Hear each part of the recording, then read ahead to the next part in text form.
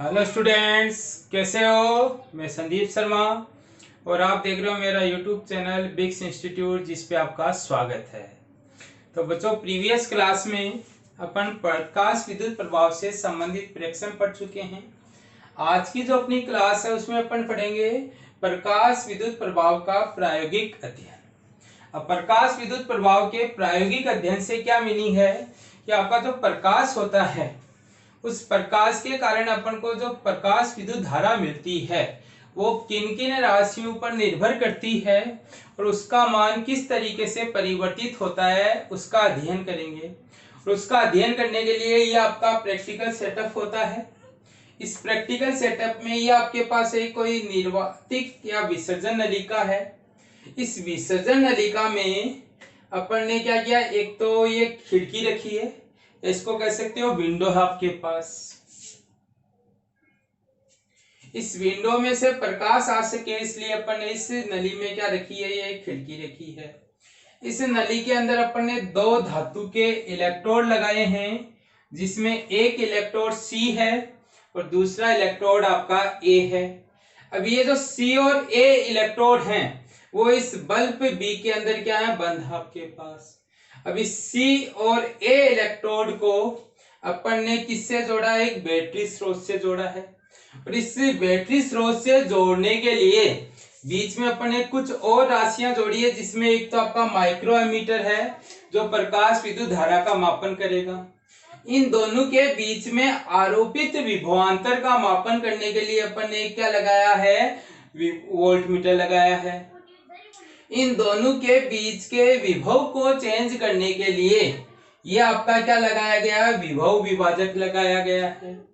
सी और ए की ध्रुवता को चेंज करने के लिए आपका क्या लगाया गया, दिक् परिवर्तक लगाया गया है।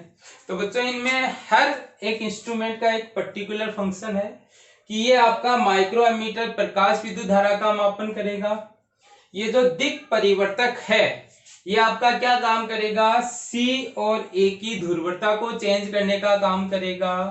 कैसे चेंज करेगा, आपके पास कि मान लो किसी टाइम टी पर सी माइनस का और ए प्लस का है, कुछ टाइम के बाद में अपन को सी प्लस का चाहिए और ए किसका चाहिए, माइनस का।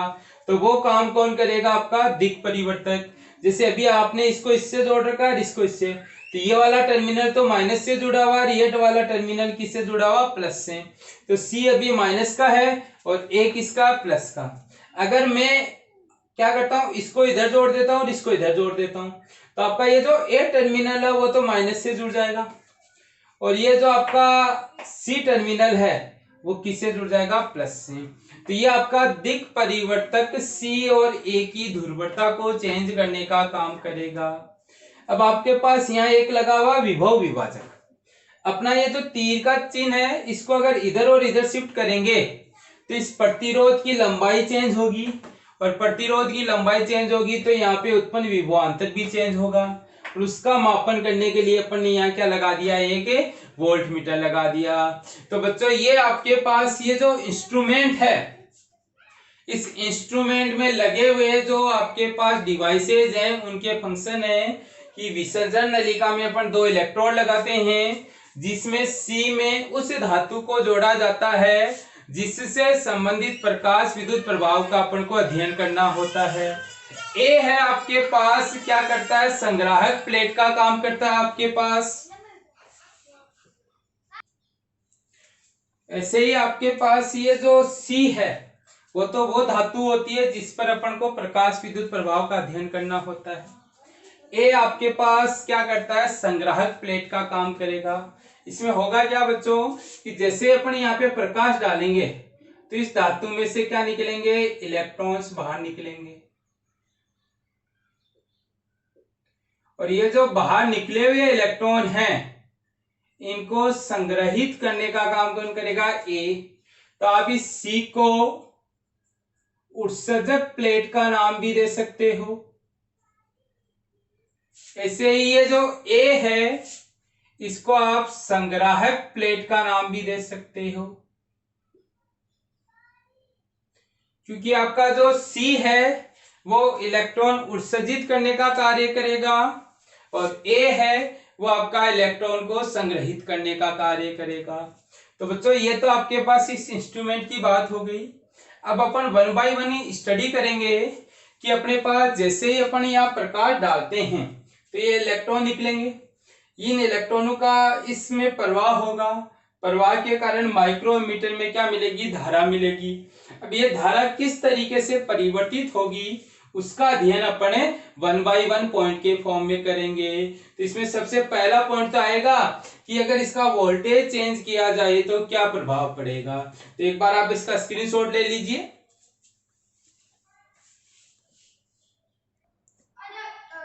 अब देखो बच्चों, अपन क्या करेंगे कि आपका पहला पॉइंट है कि प्रकाश विद्युत धारा पर विभव का क्या प्रभाव पड़ेगा वो देखेंगे। तो बच्चों पहले तो आपको ये पता होना चाहिए प्रकाश विद्युत धारा होती क्या है। तो आप क्या करोगे कि अगर ये जो आपकी कैथोड प्लेट है यानी कि उत्सर्जक प्लेट है, इस पे अपन क्या करते हैं, प्रकाश डालते हैं।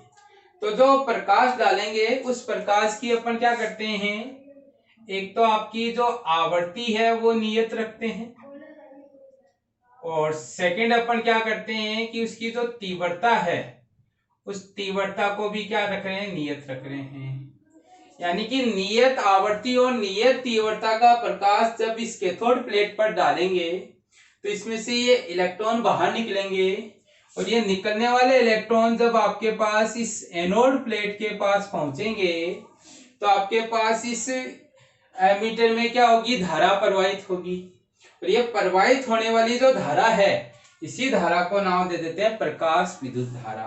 तो आपके पास प्रकाश विद्युत धारा का मतलब क्या हुआ कि जब किसी धातु की प्लेट पर निश्चित आवृत्ति और निश्चित तीव्रता का प्रकाश आपतित कराया जाता है तो इलेक्ट्रॉन उत्सर्जन के कारण एक धारा प्रवाहित होती है, उसी धारा को प्रकाश विद्युत धारा कहते हैं। अब ये जो प्रकाश विद्युत धारा है वो इस संग्राहक प्लेट के विभव पर किस प्रकार परिवर्तित होगी या किस प्रकार निर्भर करेगी उसका अध्ययन करेंगे।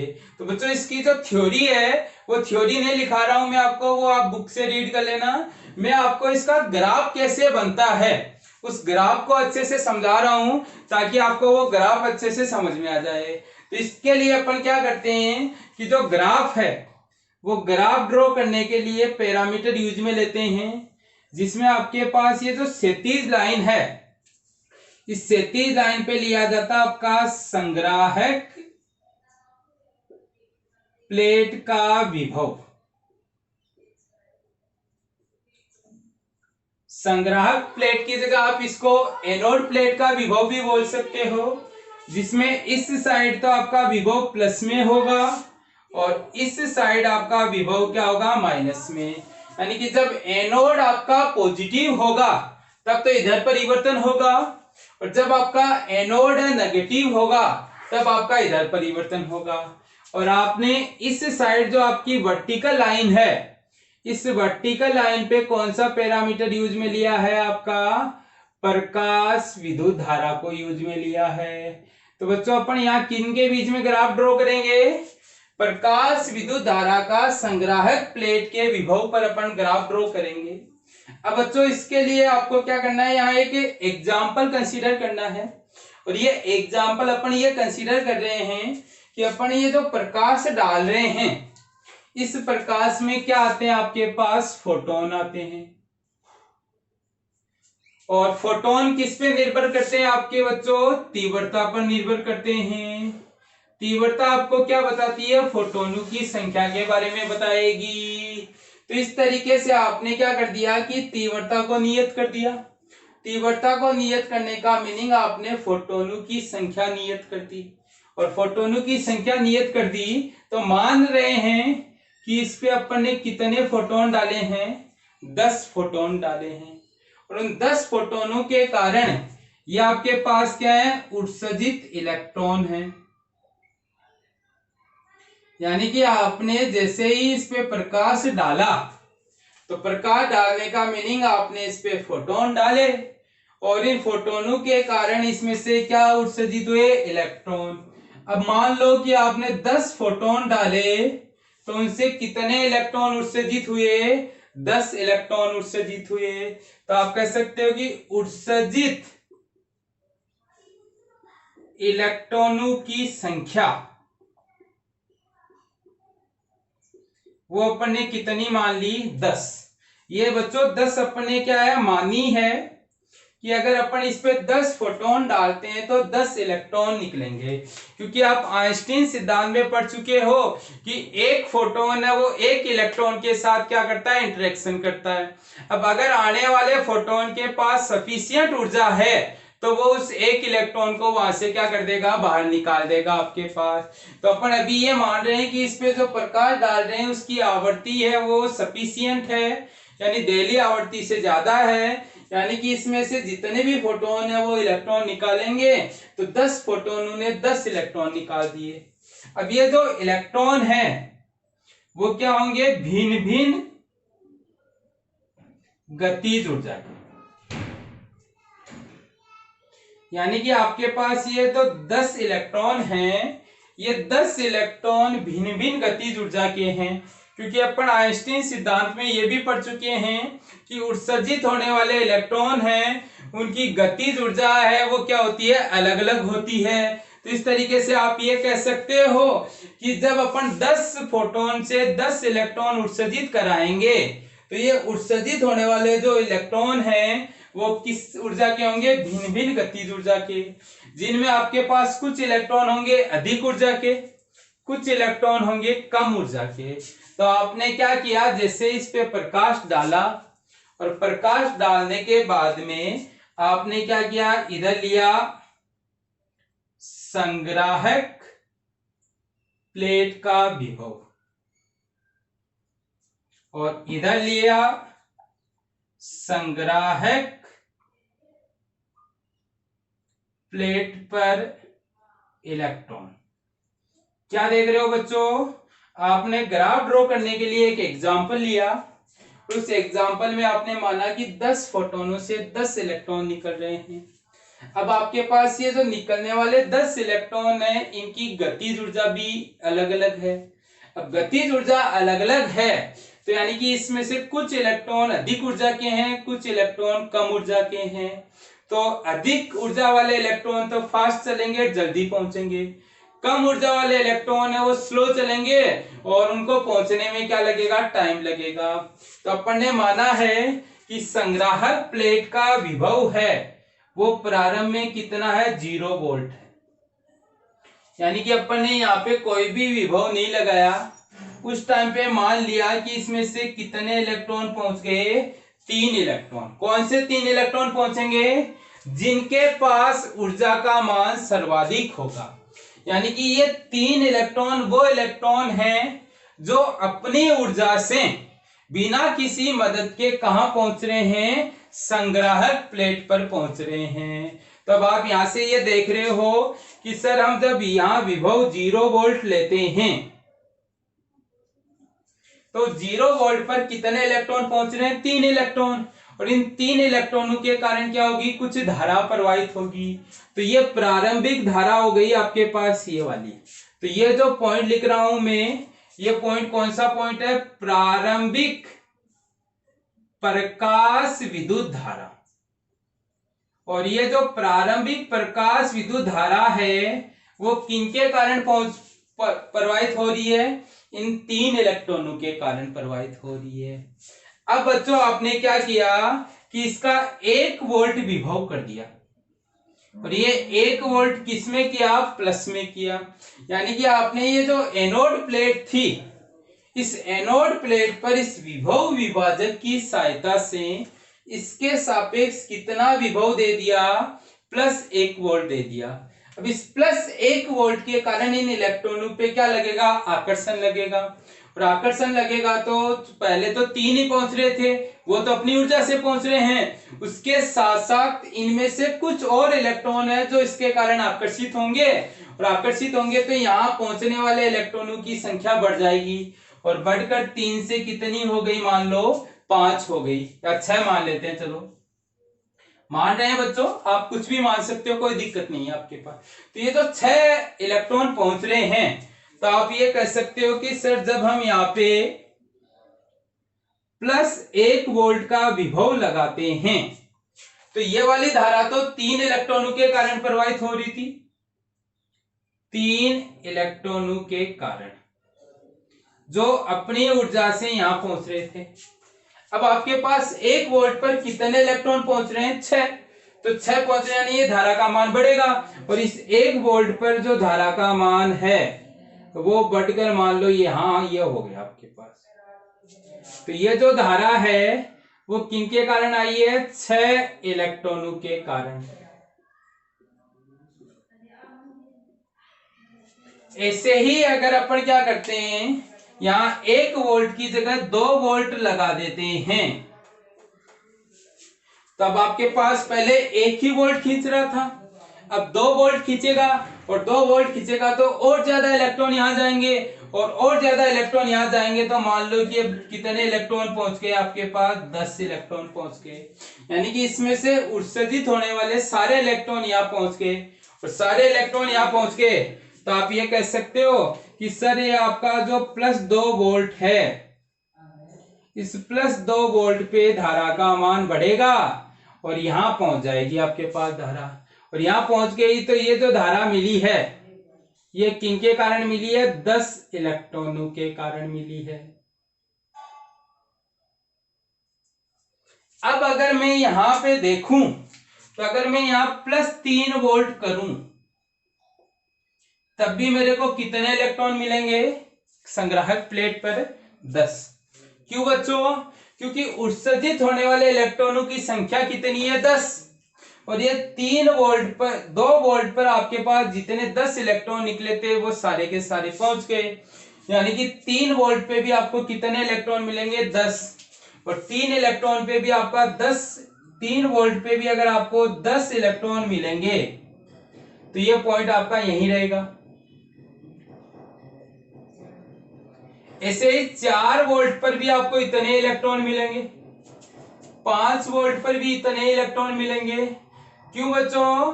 क्योंकि आपने तीव्रता का मान फिक्स रखा है, और तीव्रता का मान फिक्स रखा यानी आने वाले फोटोन फिक्स हैं, आने वाले फोटोन फिक्स हैं तो उत्सर्जित होने वाले इलेक्ट्रॉन भी फिक्स हैं। तो इस तरीके से आपके पास अगर इनको रफली अपन मिलाएं तो आपको इस तरीके का ग्राफ मिलता है।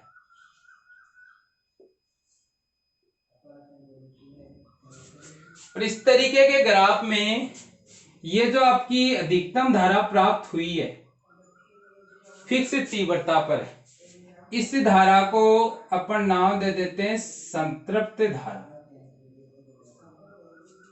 और ये संतृप्त धारा देखो बच्चों आपके पास क्या फिक्स है, और फिक्स है तो आप यहां से ये कह सकते हो कि संतृप्त धारा है वो किस पर निर्भर नहीं कर रही है? विभव पर निर्भर नहीं कर रही है। तो यहां से एक पॉइंट निकल कर आता है कि सबसे पहले तो आपके पास जो संतृप्त धारा होती है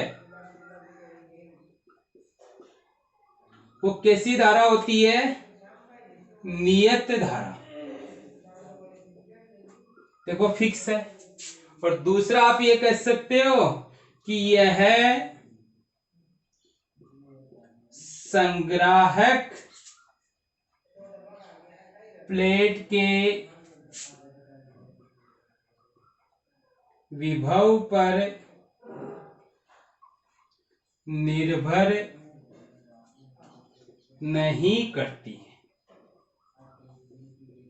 देखो बच्चों ये धारा तो निर्भर कर रही है, पर ये वाली धारा निर्भर नहीं कर रही। तो ये जो संतृप्त धारा होती है ये आपके पास क्या होती है? नियत तीव्रता पर प्रकाश विद्युत धारा का अधिकतम मान।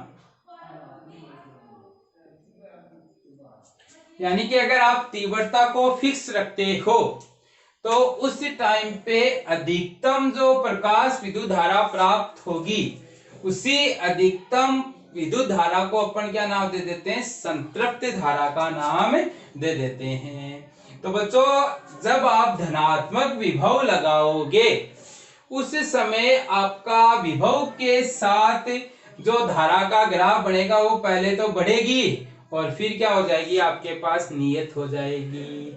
तो प्रारंभ में विभव बढ़ाने पे बढ़ती है और फिर एक मान के बाद में क्या हो जाती है, फिक्स हो जाती है। और उसी फिक्स धारा को क्या नाम दे देते हैं, संतृप्त धारा। अब देखो बच्चों दोबारा से समझो, आपने क्या किया, इस पे नियत आवर्ती और नियत तीव्रता का प्रकाश डाला। नियत तीव्रता का प्रकाश डालने का मीनिंग, इसमें फोटोनों की संख्या फिक्स रखी और अपन ने मान लिए कितने फोटोन डाले, 10 फोटोन डाले। इन 10 फोटोनों के कारण कितने इलेक्ट्रॉन निकले, 10 इलेक्ट्रॉन। अब ये जो निकलने वाले 10 इलेक्ट्रॉन है, इनकी ऊर्जा क्या है, गतिज ऊर्जा अलग अलग है, जिनमें से कुछ इलेक्ट्रॉन ऐसे हैं जिनकी गतिज ऊर्जा अधिक है, कुछ इलेक्ट्रॉन ऐसे हैं जिनकी गतिज ऊर्जा कम है। तो जो अधिक गतिज ऊर्जा वाले इलेक्ट्रॉन है वो तो बिना किसी सहायता से यहाँ पहुंच रहे हैं, और जो कम गतिज ऊर्जा वाले इलेक्ट्रॉन है उनको विभव की जरूरत पड़ती है। तो अपन ने प्रारंभ में जब 0 वोल्ट का विभव रखा, उस टाइम पे इसमें क्या हो रहे थे, कम इलेक्ट्रॉन पहुंच रहे थे। तो आप कह सकते हो कि कम इलेक्ट्रॉन पहुंचे तो आपको कम धारा मिलेगी। अब जैसे जैसे आपने ये विभव बढ़ाया तो उधर से आने वाले इलेक्ट्रॉनों की संख्या में क्या होने लग गई, वृद्धि होने लग गई, और वृद्धि होने लग गई तो ये धारा का मान बढ़ने लग गया। एक स्थिति ऐसी आएगी जिस पर उधर से उत्सर्जित होने वाले इलेक्ट्रॉन हैं वो आपके पास इधर पहुंचने में क्या हो जाएंगे, फिक्स हो जाएंगे, क्योंकि अपन ने यहाँ तीव्रता फिक्स रखी है। तीव्रता फिक्स रखने का मीनिंग, इसमें से उत्सर्जित होने वाले इलेक्ट्रॉनों की संख्या फिक्स है। तो प्रारंभ में तो कम इलेक्ट्रॉन पहुंचते हैं, जैसे जैसे विभव बढ़ाते हैं तो यहाँ धनात्मक विभव होने के कारण आपके पास इधर ज्यादा इलेक्ट्रॉन आकर्षित होते हैं, जिसके कारण धारा का मान बढ़ता है। और इलेक्ट्रॉनों की संख्या बढ़ेगी तो धारा का मान बढ़ेगा। एक स्थिति ऐसी आएगी जिस पर यहाँ से उत्सर्जित होने वाले सारे इलेक्ट्रॉन यहाँ पहुंचना स्टार्ट हो जाएंगे, और यहाँ पहुंचना स्टार्ट हो जाएंगे तो अपन कहेंगे धारा का मान फिक्स हो जाएगा। और ये जो फिक्स धारा होती है, इसी धारा को अपन क्या नाम दे देते हैं, संतृप्त धारा का नाम दे देते हैं। और ये संतृप्त धारा किस पर निर्भर करती है, उत्सर्जित होने वाले इलेक्ट्रॉनों की संख्या पर। और उत्सर्जित होने वाले इलेक्ट्रॉनों की संख्या किस पर निर्भर करती है, फोटोनों की संख्या पर। और फोटोनों की संख्या किस पे निर्भर करती है, तीव्रता पे। अब आप यहाँ से एक और चीज देख रहे हो कि आपके पास संतृप्त धारा है, इधर विभव तो बढ़ा रहे हैं पर धारा का मान फिक्स है। तो आप ये कह सकते हो कि संतृप्त धारा संग्राहक प्लेट के विभव पर निर्भर नहीं करती है। कैसी होती है, नियत धारा होती है। कब तक नियत रहेगी, जब तक तीव्रता का मान आप क्या रखोगे, नियत रखोगे। तो बच्चों ये तो आपने पॉजिटिव साइड ग्राफ बनाया। अब ऐसे अगर अपन नेगेटिव साइड ग्राफ बनाएं तो नेगेटिव साइड ग्राफ कैसे बनता है वो देखो बच्चों आपके पास। तो अगर अपन को नेगेटिव साइड का ग्राफ बनाना है तो अपन को ये तो पता है कि जब आपके पास यहाँ 0 वोल्ट होता है तो पहुंचने वाले इलेक्ट्रॉनों की संख्या कितनी है, 3, यानी कि ये धारा का मान है आपके पास। अब मैंने इसको कर दिया -1 वोल्ट, और -1 वोल्ट करने का मीनिंग ये है कि उधर से आने वाला जो कण है वो भी माइनस का है, और यहाँ पे अपन ने विभव भी क्या लगा रखा, माइनस का। तो दोनों के बीच में क्या होगा, प्रतिकर्षण, और प्रतिकर्षण होगा तो उधर से जो आने वाले इलेक्ट्रॉन है वो प्रतिकर्षित होना चालू कर देंगे। और अपन ने कहा कि सभी इलेक्ट्रॉन अलग अलग ऊर्जा के हैं, तो ये जो 3 इलेक्ट्रॉन हैं, इन 3 इलेक्ट्रॉन में से आपके पास कोई इलेक्ट्रॉन ऐसा होगा जिसकी ऊर्जा सबसे कम होगी, और वो सबसे कम ऊर्जा वाला इलेक्ट्रॉन प्रतिकर्षित होकर वहीं रह जाएगा। तो आप कहोगे कि अब आपको इलेक्ट्रॉनों की संख्या कितनी मिल रही है, 2। मान रहे हैं, फिक्स नहीं है कि -1 वोल्ट पे ही मिलेगी आपके पास। तो आपने कहा कि सर -1 वोल्ट पर कितने इलेक्ट्रॉन मिल रहे हैं, 2। तो -1 वोल्ट आपका यहाँ आएगा, ये -1 वोल्ट हो गया। ये -1 वोल्ट पर आपके पास ये 2 इलेक्ट्रॉन मिलते हैं। यानी आप ये कह सकते हो कि ये वाली जो धारा मिल रही है वो 2 इलेक्ट्रॉनों के कारण मिल रही है। ऐसे अगर मैं यहाँ -2 वोल्ट करूंगा तो एक और इलेक्ट्रॉन कम हो जाएगा, और एक और इलेक्ट्रॉन कम हो जाएगा तो इस बार आपको ये धारा मिलेगी, ये 1 इलेक्ट्रॉन के कारण मिल रही है। और जब मैं यहाँ -3 वोल्ट कर दूंगा तो अब आपके पास -2 वोल्ट पर 1 इलेक्ट्रॉन मिल रहा है और -3 वोल्ट पर आपका 0 इलेक्ट्रॉन मिलेगा। और 0 इलेक्ट्रॉन मिलेगा तो धारा का मान कितना हो जाएगा? 0 हो जाएगा। और 0 हो जाएगा तो अगर मैं इनको मिलाऊं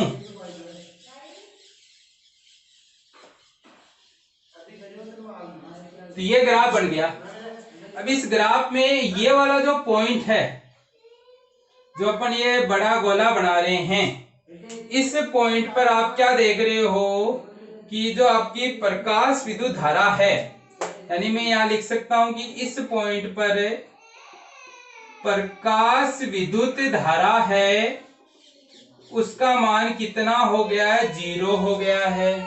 और ये जो प्रकाश विद्युत धारा का मान जो 0 हो गया है, इसी 0 प्रकाश विद्युत धारा पे जो विभव प्राप्त होता है, यानी कि आपको ये जो विभव मिला है -3 वोल्ट का, इस 3 वोल्ट वाले विभव को नाम दिया जाता है आपका निरोधी विभव, या इसी का एक और नाम होता है अंतक विभव।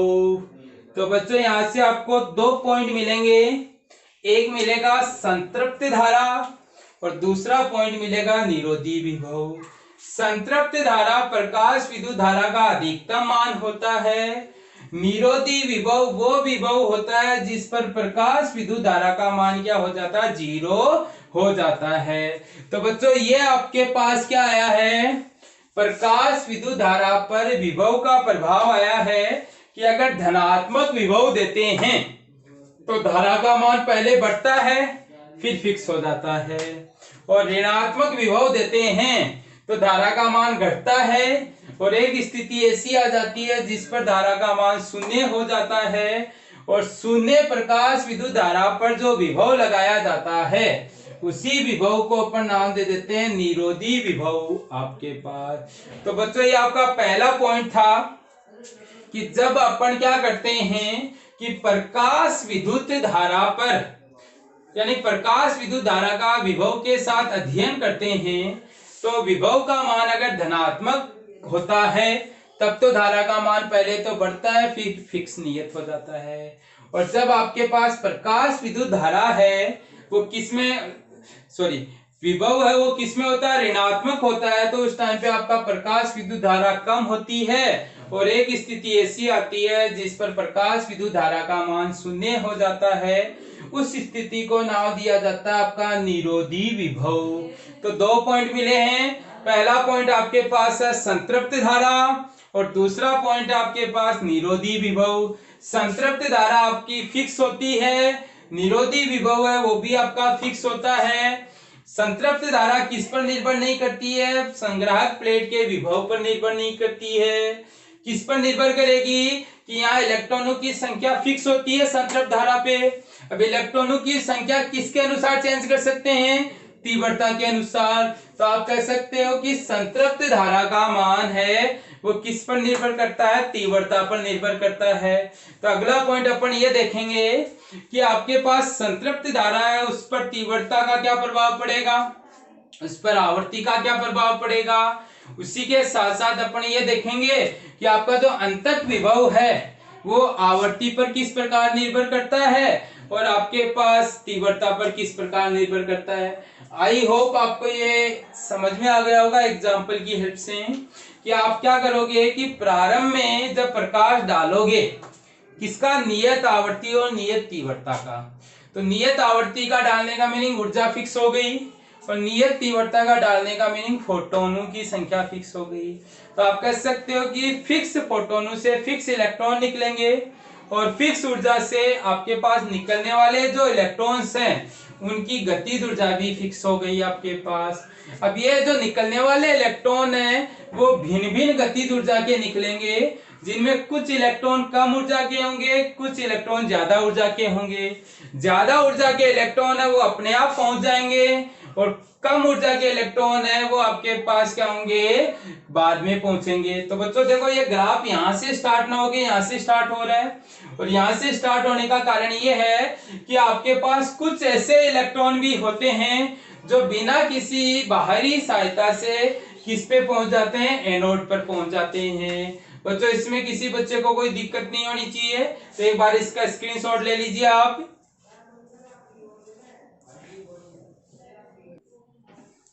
अब देखो बच्चों, प्रकाश विद्युत धारा पर विभव का प्रभाव पड़ रहे हैं, पर अपनी तीव्रता तो परिवर्तित कर दी है और आवृत्ति को क्या रखा, फिक्स रखा है। तो आपको एक चीज ध्यान रखनी है कि आपकी अगर तीव्रता परिवर्तित होती है तो तीव्रता परिवर्तित होने का मीनिंग आपका ये है कि आपतित फोटोनों की संख्या चेंज होगी, फोटोनों की संख्या में आपका परिवर्तन होगा। और अगर फोटोनों की संख्या में परिवर्तन हुआ तो आप ये कह सकते हो कि उत्सर्जित इलेक्ट्रॉनों की संख्या में परिवर्तन होगा। और उत्सर्जित इलेक्ट्रॉनों की संख्या में परिवर्तन होगा तो आप ये कह सकते हो कि प्रकाश विद्युत धारा है वो आपकी चेंज होगी। तो आपको एक चीज तो ये ध्यान रखनी है, और अगर आपकी आवृत्ति फिक्स हुई तो आवृत्ति फिक्स होने का मीनिंग आपको ये ध्यान रखना है कि आपने आपतित फोटोनों की ऊर्जा फिक्स कर दी है। और अगर आपतित फोटोनों की ऊर्जा फिक्स हो गई तो आप यहां से ये कह देना कि आपके पास उत्सर्जित इलेक्ट्रॉनों की गतिज ऊर्जा है वो फिक्स हो गई है। और गतिज ऊर्जा फिक्स हो गई तो यानी कि आप उनको ज्यादा गति नहीं दे सकते, और गति नहीं दे सकते तो ध्यान रखना कि आपका जो अंतक विभव है वो भी क्या हो जाता है, आपका फिक्स हो जाएगा, यानी कि चेंज नहीं करेगा। तो बच्चों ये आपको 2 पॉइंट ध्यान रखना है। पहला पॉइंट आपको ये ध्यान रखना है कि तीव्रता को चेंज होने पे कौन सी राशि चेंज होगी, और दूसरा पॉइंट आपको ये ध्यान रखना है कि आवृत्ति है उसको फिक्स रखने पे कौन सी राशि फिक्स रहेगी। तब आप अगर इसका ग्राफ बनाना चाहो तो आप ये कह सकते हो कि एक साइड तो अपन ने ले लिया विभव, किसका विभव ले रहे हैं बच्चों, संग्राहक प्लेट का, और एक साइड अपन ने ले ली प्रकाश विद्युत धारा।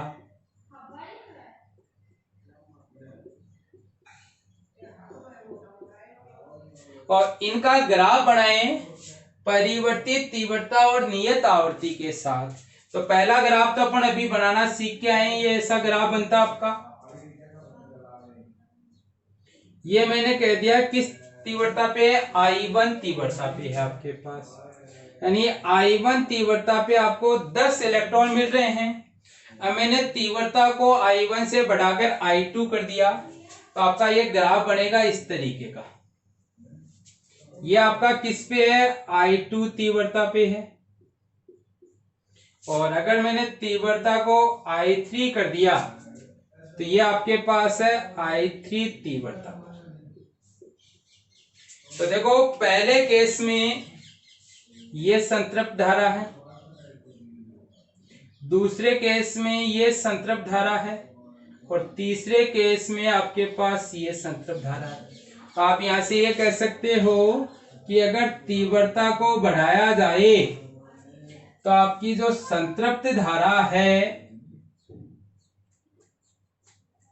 इसके मान में वृद्धि होती है। और ये वृद्धि क्यों होती है, क्योंकि तीव्रता को बढ़ाओगे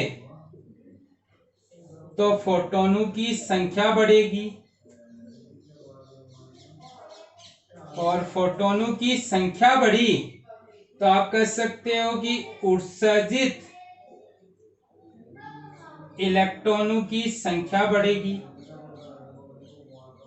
और उत्सर्जित इलेक्ट्रॉनों की संख्या बढ़ेगी तो अपन यहां से ये कह सकते हैं कि प्रकाश विद्युत धारा का जो संतृप्त मान है वो भी बढ़ेगा।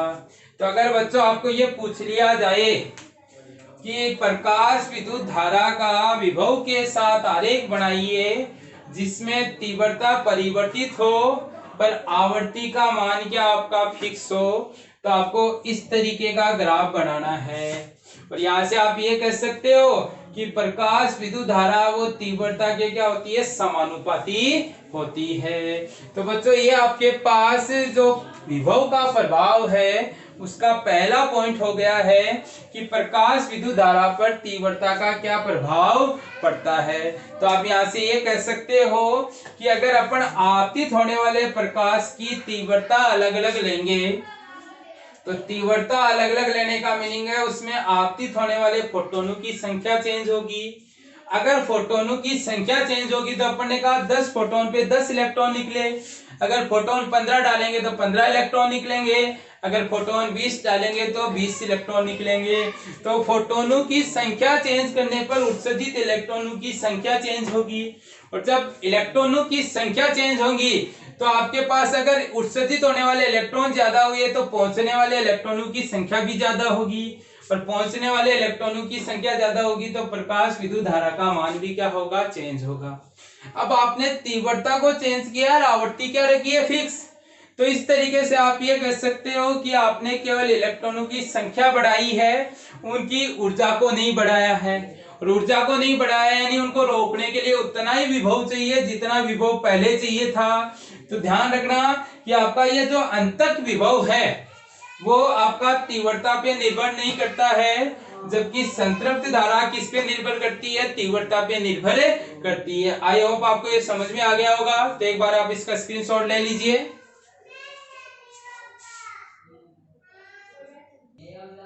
अब देखो बच्चों अपन ने जो पढ़ा उससे ये लिख सकते हैं कि आपकी प्रकाश विद्युत धारा किस पे निर्भर करती है, इलेक्ट्रॉनों की संख्या पर। इलेक्ट्रॉनों की संख्या किस पे निर्भर करती है, फोटोनों की संख्या पर।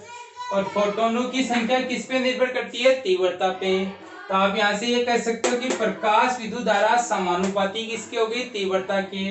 तो आप यहाँ से ये कह सकते हो कि प्रकाश विद्युत धारा का तीव्रता के साथ आरेख बनाए तो वो क्या बनती है, आपकी एक सरल रेखा बनती है जो आपको ये बताएगी कि तीव्रता को बढ़ाने पर प्रकाश विद्युत धारा है इसका मान क्या होता है, आपका बढ़ता है। तो बच्चों आपको ये पॉइंट ध्यान रखना है कि प्रकाश विद्युत धारा तीव्रता के अनुसार किस प्रकार चेंज होती है, तो सररेखीय रूप में आपकी चेंज होती है।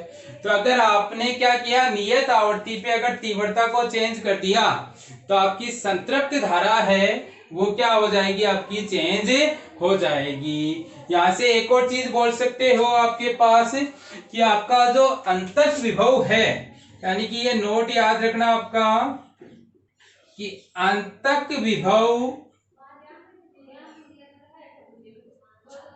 आपतित प्रकाश की तीव्रता पर निर्भर नहीं करता है, अर्थात इसका मान नियत रहता है। ये पॉइंट भी बच्चों आपको क्या करना है, ध्यान रखना है। तो ये आपके पास एक पॉइंट हुआ कि परिवर्तित तीव्रता और नियत आवर्ती रखेंगे तो आपके पास आरेख है वो किस रूप से चेंज होगा आपके पास। आई होप आपको ये समझ में आ गया होगा। एक बार आप इसका भी स्क्रीनशॉट ले लीजिए। अब देखो बच्चों अपन बी पॉइंट देख रहे हैं, और बी पॉइंट आपका क्या है कि परिवर्ती आवर्ती और नियत तीव्रता, यानी कि आवर्ती तो चेंज हो रही है पर तीव्रता का मान क्या है, फिक्स है। इसके लिए भी आपको दो पॉइंट याद रखने हैं कि अगर आवर्ती को परिवर्तित करते हैं तो आपतित फोटोनों की ऊर्जा परिवर्तित होगी, क्योंकि अपन पढ़ चुके हैं ई समानुपाती होता है न्यू को। तो न्यू अगर चेंज करेंगे तो ई का मान चेंज होगा, और जब आपके पास ई का मान चेंज होगा तो उत्सर्जित इलेक्ट्रॉनों की गतिज ऊर्जा भी चेंज होगी, क्योंकि आपको यह पढ़ाया जा चुका कि के ई है वो E माइनस फाइव नॉट होता है। अगर आप इस E का मान चेंज करोगे तो KE का मान भी चेंज होगा, और KE का मान चेंज हुआ तो आप कह सकते हो अंतक विभव का मान भी चेंज होगा। क्यों चेंज होगा? क्योंकि आपको मैंने ये पढ़ा है EV naught is equal to होता है KE के इक्वल। तो अगर गतिज ऊर्जा चेंज हो गई तो V नॉट का मान भी चेंज होगा। तो इस तरीके से आप ये कह सकते हो कि सर जब आवर्ती को हम चेंज करेंगे तो उस टाइम पे हमारा अंतक विभव का मान भी चेंज होगा। दूसरा पॉइंट, अगर आप कह सकते हो कि तीव्रता नियत हो गई तो आपतित फोटोनों की संख्या फिक्स हो गई, और फोटोनों की संख्या फिक्स होने का मीनिंग उत्सर्जित इलेक्ट्रॉनों की संख्या भी फिक्स रहेगी, और जब आपके इलेक्ट्रॉन फिक्स संख्या में निकलेंगे तो संतृप्त धारा का मान भी फिक्स होगा। तो अगर आपको परिवर्ती, आवर्ती और नियत तीव्रता के साथ ग्राफ पूछ लिया जाए तो आप ये कह सकते हो कि प्रकाश विद्युत धारा का संग्राहक प्लेट के विभव के साथ जो परिवर्तन होता है वो परिवर्ती, आवर्ती और नियत तीव्रता पे ये होता है, जिसमें ये वाला विभव है वो न्यूटन आवर्ती पे है, ये वाला विभव है वो न्यू2 आवर्ती पे है, और ये वाला विभव है वो न्यू3 आवर्ती पे है। अब आप यहां से ये कह सकते हो कि न्यू3 का मान न्यू2 से बड़ा है, न्यू2 का मान न्यू1 से बड़ा है। तो आपके पास ये जो V03 है वो आपका V02 से बड़ा है, और V02 है वो आपका V01 से बड़ा है। तो बच्चों आपको ध्यान रखना है कि अगर आपतित प्रकाश की आवर्ती को बढ़ाया जाए तो आपके पास जो तीव्रता है वो आपतित प्रकाश की आवर्ती का अगर मान चेंज किया जाए तो आपका जो अंतक विभव है वो अंतक विभव का मान भी क्या होगा, आपका चेंज होगा। आई होप आपको ये भी समझ में आ गया होगा, इसमें भी कोई दिक्कत नहीं होगी। तो बच्चों ये आपके पास किस किस का प्रभाव हो गया, आवर्ती और तीव्रता का प्रभाव हो गया प्रकाश विद्युत धारा और अंतक विभव पर। अब यहां से बच्चों आपको एक चीज ध्यान रखनी है, नोट की फॉर्म में याद रख लेना कि आपकी जो संतृप्त धारा है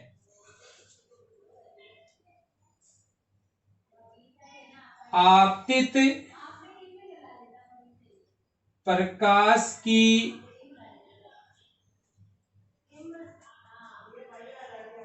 आवर्ती पर निर्भर नहीं करती है। यानी कि अगर आपने आवर्ती को फिक्स रखा तो संतृप्त धारा का मान भी आपका क्या रहेगा, फिक्स रहेगा। आई होप आपको ये समझ में आ गया होगा। तो एक बार आप इसका स्क्रीनशॉट ले लीजिए।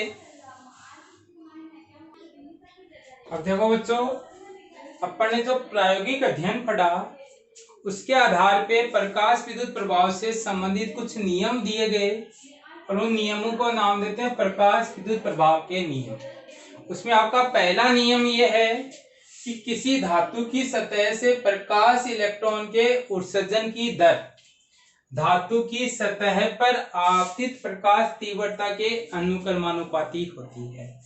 कहने का मीनिंग आपका वही है जो अपन पढ़ के आए हैं कि अगर तीव्रता बढ़ाएंगे तो आपका इलेक्ट्रॉनों की जो संख्या है वो बढ़ेगी। ये कौन से इलेक्ट्रॉनों की संख्या बढ़ेगी, जो अपने पास उत्सर्जित हो रहे हैं उन इलेक्ट्रॉनों की संख्या बढ़ेगी।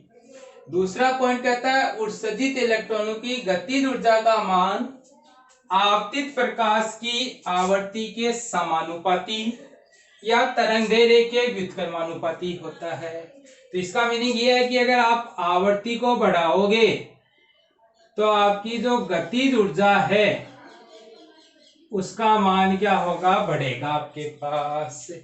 अगर तरंगदैर्घ्य को बढ़ाओगे तो गतिज ऊर्जा का मान क्या होगा, कम होगा, क्योंकि अपन जानते हैं आवर्ती तरंगदैर्घ्य के क्या होती है, व्युत्क्रमानुपाती।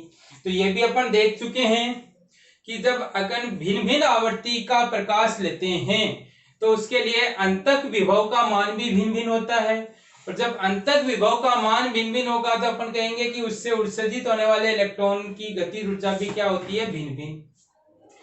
तीसरा आपको ये बताया जाता है कि धातु की सतह से फोटो इलेक्ट्रॉनों का उत्सर्जन आपतित प्रकाश की एक निश्चित न्यूनतम आवृत्ति तक ही संभव होता है। तो ये तो अपन पहले भी पढ़ चुके हैं कि आपके पास अगर आपतित प्रकाश की आवृत्ति उस न्यूनतम आवृत्ति से कम लेते हैं तो इलेक्ट्रॉन उत्सर्जन होता ही नहीं है। उस न्यूनतम आवृत्ति को अपन क्या नाम दे देते हैं, देहली आवृत्ति, और उसके संगत जो तरंगदैर्घ्य होती है उसको कह देते हैं देहली तरंगदैर्घ्य। फोर्थ नियम है कि उत्सर्जित इलेक्ट्रॉन की गतिज ऊर्जा का मान प्रकाश की तीव्रता पर निर्भर नहीं करता। तो ये भी अपन देख चुके हैं कि जब तीव्रता भिन्न भिन्न लेते हैं तो अंतक विभव का मान सेम होता है, और अंतक विभव का मान फिक्स होगा तो गतिज ऊर्जा भी क्या होगी, फिक्स होगी। और लास्ट पॉइंट है वो आपको ये बताता है कि आपतित प्रकाश और इलेक्ट्रॉन उत्सर्जन में कालपश्यता नहीं होती है, यानी कि किसी भी तरीके का समय अंतराल नहीं होता है। जैसे ही लाइट डालोगे वैसे ही उसमें से इलेक्ट्रॉन उत्सर्जित हो जाएंगे। तो ये आपके पास कुछ नियम हैं जो अपन ने अभी प्रायोगिक अध्ययन किया, उसी प्रायोगिक अध्ययन से संबंधित है। तो आई होप बच्चों आपको इसमें जो पॉइंट ध्यान रखने वाले हैं वो पहला पॉइंट आपका यह है कि प्रकाश विद्युत धारा तीव्रता के समानुपाती होती है। अगर तीव्रता को बढ़ाएंगे तो संतृप्त धारा का मान बढ़ेगा, तीव्रता को कम करेंगे तो संतृप्त धारा का मान कम होगा। तीव्रता का अंतक विभव या निरोधी विभव पर कोई प्रभाव नहीं पड़ता है। अगर तीव्रता को कम ज्यादा करेंगे तो भी निरोधी विभव का मान फिक्स रहेगा। दूसरा आपका ये पढ़ा कि आपके पास आपतित प्रकाश की अगर आवृत्ति को चेंज किया जाए तो अंतक विभव का मान चेंज होगा, संतृप्त धारा का मान क्या रहेगा, फिक्स रहेगा। अंतक विभव का मान चेंज होने का मीनिंग उत्सर्जित होने वाले इलेक्ट्रॉनों की गतिज ऊर्जा में परिवर्तन देखने को मिलेगा। तो ये मेन दो पॉइंट है बच्चों जो आपको ध्यान रखने हैं। तीसरा पॉइंट आपको एक ये भी ध्यान रखना है कि उत्सर्जन सभी आवृत्तियों पर नहीं होता है, एक फिक्स आवृत्ति से अधिक आवृत्ति पर ही इलेक्ट्रॉन उत्सर्जन होता है, और उस फिक्स आवृत्ति को अपन क्या नाम दे देते हैं, देहली आवृत्ति का नाम दे देते हैं। आई होप आपको समझ में आ गया होगा, तो आप इसका स्क्रीनशॉट ले लीजिए।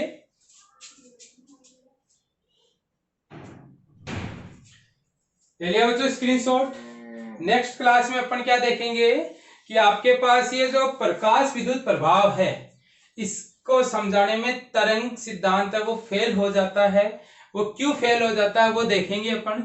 तो उसके लिए आपको ये नियम है वो याद होने जरूरी हैं। तो बच्चों वीडियो कैसा लगा उसके बारे में आप कमेंट सेक्शन में कमेंट करके जरूर बताइए, और वीडियो को देखने के बाद में लाइक और शेयर भी कीजिए। Thank you.